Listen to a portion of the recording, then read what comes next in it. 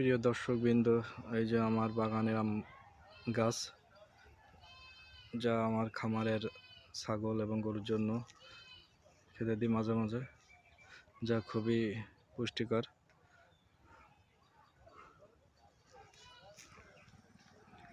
আমার চ্যানেলটিকে subscribe, like, comment, share করুন ভালো লাগলে, এবং নতুন নতুন ভিডিও পাওয়ার জন্য উৎসাহ প্রদান করুন আমাকে উৎসাহ।